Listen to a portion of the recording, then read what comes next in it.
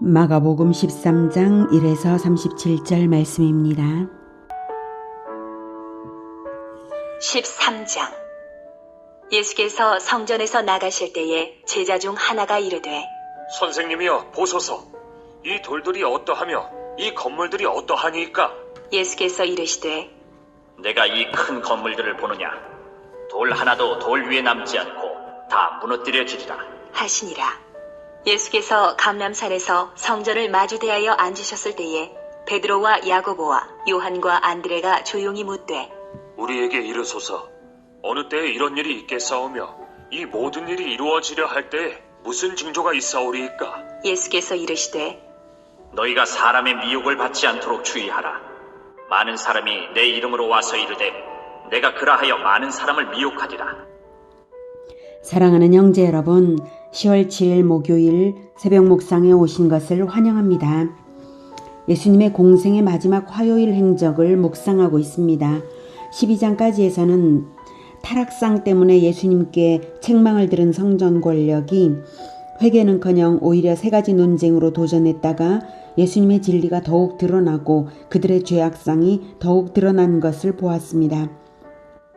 성전을 맡고 율법을 맡았지만 성전이 진정 하나님의 집이 되지 못하게 하고 율법이 진정 언약을 지키게 하지 못하고 있었기 때문에 그들의 손에서 성전과 율법은 농락당하고 있는 형국입니다. 그러므로 이제 심판만이 남았고 성전은 무너질 것이고 제사법은 폐지될 것입니다.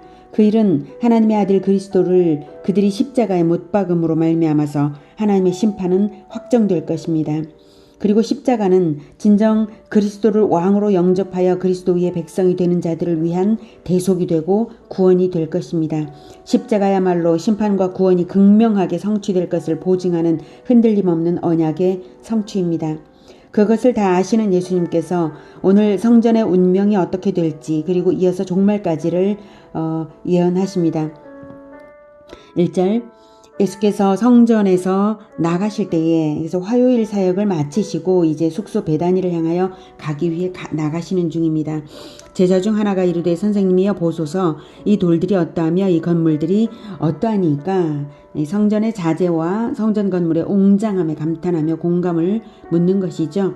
이 당시 성전은 헤롯 대왕이 짓기 시작하여서 약 50년째 건축이 계속되는 중이었습니다.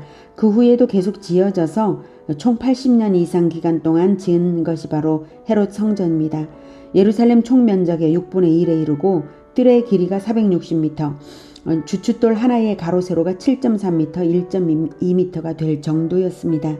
제자는 성전의 외형에 마음이 집중되어 있었던 것입니다. 예수님의 마음을 전혀 알지 못한 것이죠.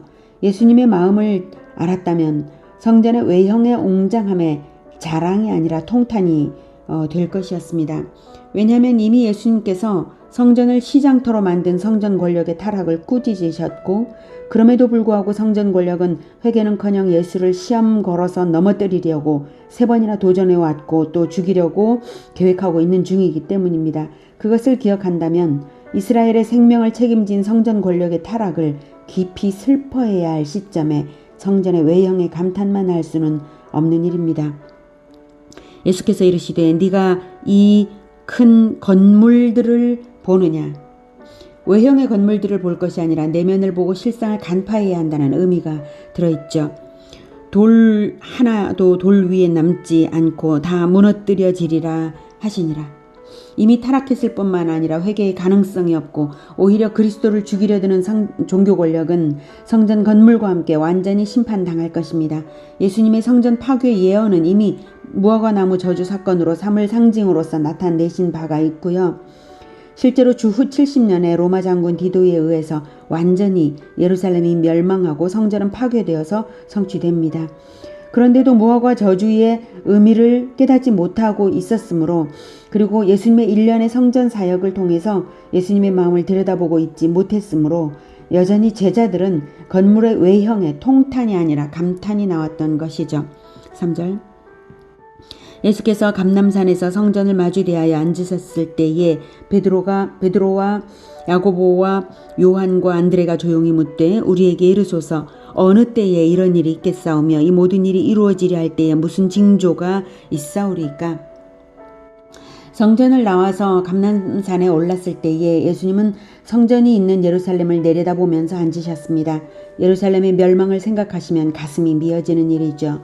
제자들이 조용히 물은 것은 하나님이 임재의 상징인 성전이 파괴될 것이라는 것이 그 예언이 너무 충격적이었기 때문이고, 또 이제야 예수님의 마음이 보이기 시작했을 것입니다. 제자들에게는 성전 파괴란 곧 예루살렘과 이스라엘의 멸망일 뿐만 아니라 세계의 종말과 동일시되었기 때문에 성전 파괴의 때만 아니라 종말의 징조까지도 이제 묻습니다.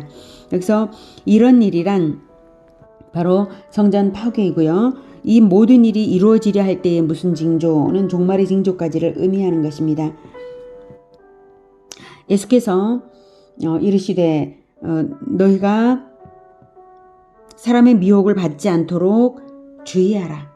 종말의 징조 첫 번째는 거짓 선지자들의 미혹입니다. 베드로와 야고보, 요한, 안드레가 물은 것은 성전 파괴의 때가 언제인지, 종말의 징조들이 어떤 것인지이지만 예수님은 단도직입적으로 대응책을 먼저 말씀하십니다.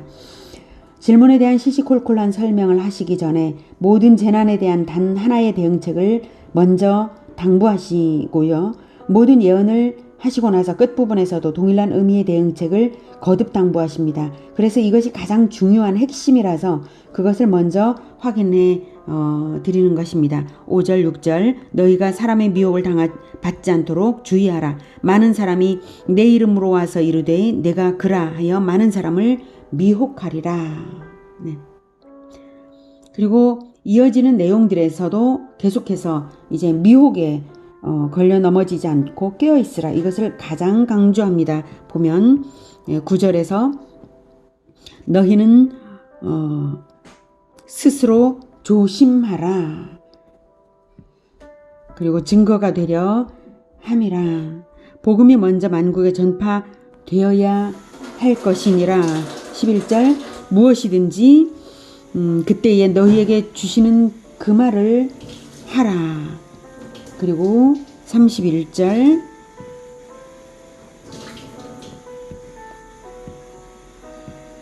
천지는 없어지겠으나 내 말은 없어지지 아니하리라. 33절 주의하라 깨어있으라. 35절 그러므로 깨어있으라. 36절 그 자는 것을 보지 않도록 하라. 37절 깨어있으라. 한마디로 주의 진리를 밝히는 일에 깨어있으라. 이것입니다. 이제 5절부터 5, 6절 읽었고요. 이제 7절부터 37절까지를 읽을 텐데요. 예수님은 성전 파괴뿐만 아니라 예루살렘 성전 파괴가 있기까지의 여러 재난들도 함께 말씀하시는가 하면 이 예언은 미래의 지구 종말까지를 예언하시는 복합적인 예언이라는 점을 염두에 두고 읽어야 합니다. 성경은 구약 때부터 하나의 예언이 중복적으로 1차적 성취, 2차적 성취, 완성적 성취가 있곤 합니다. 오늘 이 부분도 그렇습니다. 주 70년에 있을 유대 멸망과 최후에 있을 지구 종말과 예수님의 재림까지 말씀하신 것임을 염두에 두고 들어보겠습니다. 여기에서는 중간중간 최소한의 강해를 들어가겠습니다. 다만 이제 혼란스럽고 복잡한 일들에 대해서도 해결책은 단 하나, 예수님이 제시하신 깨어있는 것입니다. 거기에 오늘 초점이 있습니다. 자, 5, 6절 읽었고요. 7절 5, 6절 읽었는데 이제 깨어있으라, 미혹당하지 말라, 사람들이 미혹할 것이다, 이 말씀하셨는데 이게 가장 중요하죠. 성전이 있어서 하나님을 알게 하려고 하나님께서 성전을 하나님을 만나는 그 의미를 성전에 다 부여하여서 주신 것인데, 하나님을 알게 하려고 주신 것인데 성전 권력자들이 오히려 하나님의 이름으로 대중을 미혹했죠. 마찬가지로 동일한 의미의 일들이 말세에도 있게 됩니다. 그러면 주후 70년 대의 유대성 전쟁의 처참함처럼 인류 역사에도 그러한 일이 전지구적으로 있게 되는 것입니다.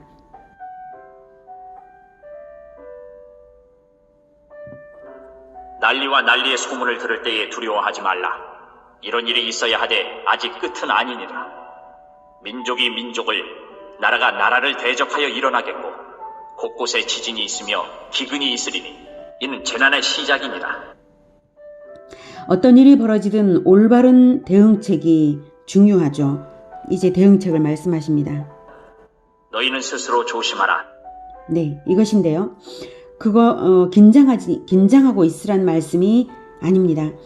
중심을 잃지 않도록 조심하라. 진리를 잃지 않도록 조심하라는 말씀이죠. 사람들이 너희를 공회에 넘겨주겠고 너희를 회당에서 매질하겠으며 나로 말미암아 너희가 권력자들과 임금들 앞에 서리니 이는 그들에게 증거가 되려 함이라. 네, 이것이죠. 증거가 되라. 이것입니다. 진리의 증거가 되라. 성전 권력 앞에서 진리를 증거하기 위해 십자가를 지실 예수님처럼 예수 제자들도 말세에 진리를 증거하는 그것을 놓치지 않는 것이 절대적으로 중요한 승리 비결입니다. 증거가 되라. 이것이 깨어있는 것입니다. 또 복음이 먼저 만국에 전파되어야 할 것이니라. 네, 복음 전파로서 깨어 있으라는 것입니다. 만국에 전파되는 것을 예의 주시하면서 깨어 있으라는 것입니다. 그때가 역사의 끝이니까요. 사람들이 너희를 끌어다가 넘겨줄 때에 무슨 말을 할까 미리 염려하지 말고 무엇이든지 그때에 너희에게 주시는 그 말을 하라. 말하는 이는 너희가 아니요 성령이시니라. 네, 성경을 배우는 예수 제자는 성경을 배우기를 힘쓰고 성령의 도움으로 깨닫는 자들이므로 때에 가장 적합한 말을 할 수 있도록 성령께서 늘 인도하십니다. 그래서 미리 인간적인 대응책을 고심할 필요가 없습니다. 다만 성경의 진리를 늘 배우고 성령의 인도를 받는 그것이 깨어 있는 것입니다. 형제가 형제를 아버지가 자식을 죽는 데에 내주며 자식들이 부모를 대적하여 죽게 하리라. 또 너희가 내 이름으로 말미암아 모든 사람에게 미움을 받을 것이나 끝까지 견디는 자는 구원을 받으리라. 멸망에 가증한 것이 서지 못할 곳에 선 것을 보거든 읽는 자는 깨달을진저 그때에 유대에 있는 자들은 산으로 도망할지어다. 지붕 위에 있는 자는 내려가지도 말고 집에 있는 무엇을 가지러 들어가지도 말며 밭에 있는 자는 겉옷을 가지러 뒤로 돌이키지 말지어다. 그날에는 아이벤 자들과 젖먹이는 자들에게 화가 있으리로다. 이 일이 겨울에 일어나지 않도록 기도하라. 이는 그 날들이 환난의 날이 되겠습니다. 하나님께서 창조하신 시초부터 지금까지 이런 환난이 없었고 후에도 없으리라. 만일 주께서 그 날들을 감하지 아니하셨더라면 모든 육체가 구원을 얻지 못할 것이거늘 자기가 택하신 자들을 위하여 그 날들을 감하셨느니라. 그때에 어떤 사람이 너희에게 말하되 보라 그리스도가 여기 있다 보라 저기 있다 하여도 믿지 말라. 거짓 그리스도들과 거짓 선지자들이 일어나서 이적과 기사를 행하여 할 수만 있으면 택하신 자들을 미혹하려 하리라. 너희는 삼가라. 내가 모든 일을 너희에게 미리 말하였노라. 이것이 중요하므로 거듭 반복되고 있죠. 미혹당하지 말라. 미혹을 받지 말고 예수님의 진리의 말씀을 잃지 않는 것이 깨어 있는 것입니다. 이 앞부분에 강해가 더 필요한 부분들이 있는데요. 그것은 다음에 또 제가 하도록 하겠습니다. 계속 24절. 그때 그 환난 후 해가 어두워지며 달이 빛을 내지 아니하며 별들이 하늘에서 떨어지며 하늘에 있는 권능들이 흔들리리라. 그때 인자가 구름을 타고 큰 권능과 영광으로 오는 것을 사람들이 보리라. 또 그때에 그가 천사들을 보내어 자기가 택하신 자들을 땅 끝으로부터 하늘 끝까지 사방에서 모으리라.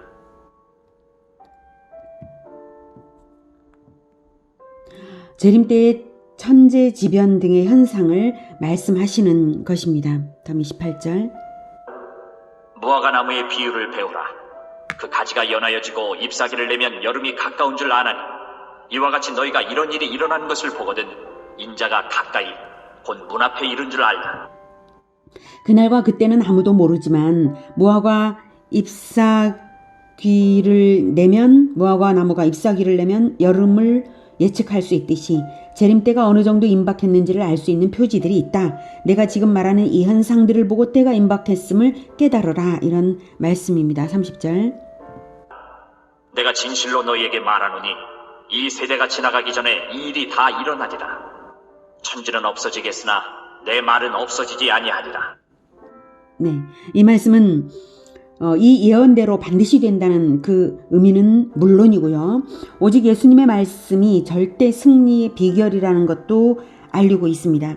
그러므로 예수님의 말씀을 붙들고 지키는 것이 깨어있는 것입니다. 32절. 그러나 그날과 그때는 아무도 모르나니 하늘에 있는 천사들도 아들도 모르고 아버지만 아시느니라. 주의하라, 깨어있으라. 그때가 언제인지 알지 못하니라. 가령 사람이 집을 떠나 타국으로 갈 때에 그 종들에게 고난을 주어 각각 사물을 맡기며 문지기에게 깨어있으라 명함과 같으니, 그러므로 깨어있으라. 집주인이 언제 올는지, 혹 저물 때일는지 밤중일는지 다굴 때일는지 새벽일는지 너희가 알지 못하니라. 그가 후련히 와서 너희가 자는 것을 보지 않도록 하라. 깨어있으라. 내가 너희에게 하는 이 말은 모든 사람에게 하는 말이니라 하시니라. 깨어있으라고 엄청나게 강조하시죠. 침대에 눕지 말라는 말씀이 아니라는 것은 아시겠죠? 그런데 정작 깨어있다는 것이 무엇인지를 몰라서 깨어있지 못하면 안 됩니다. 깨어있으라는 것은 종으로서 주인이 맡기신 사명에 깨어있으라는 것입니다. 주인이 맡기신 사명이 무엇입니까? 그것은 단 하나입니다. 마태복음 28장 18, 19, 20절 모든 민족을 제자 삼으라는 것이 그것입니다. 제자화에 모든 것이 걸려 있습니다. 성경을 부지런히 배우면서 가르쳐 주어야 하는 것입니다. 그러므로 그 일에 깨어 있어야 합니다. 영원한 진리의 말씀에 깨어 있으라는 것입니다. 미혹에 빠지지 말고 성령의 인도하심을 받아서 진리의 말씀을 선포하고 전도하고 행하며 가르치는 그 일을 하라는 것입니다. 그래야 유대교 성전 권력처럼 되지 않을 수 있습니다.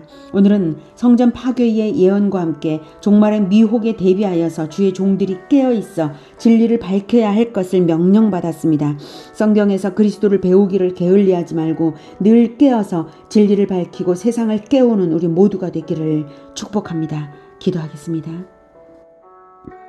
하나님, 우리는 쉽게 진리를 떠나고 혼미해지기 쉽습니다.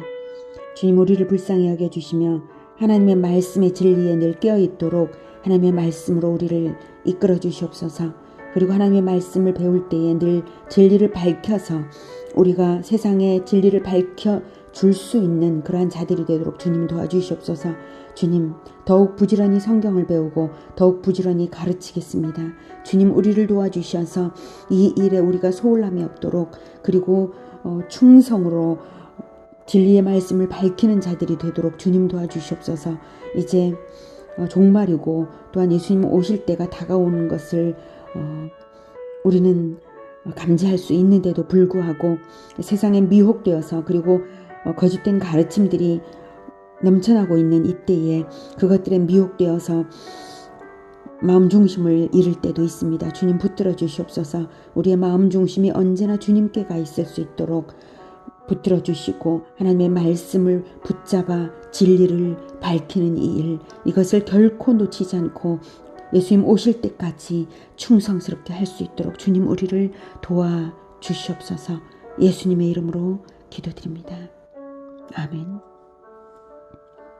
이어지는 시간은 개인 기도 시간입니다.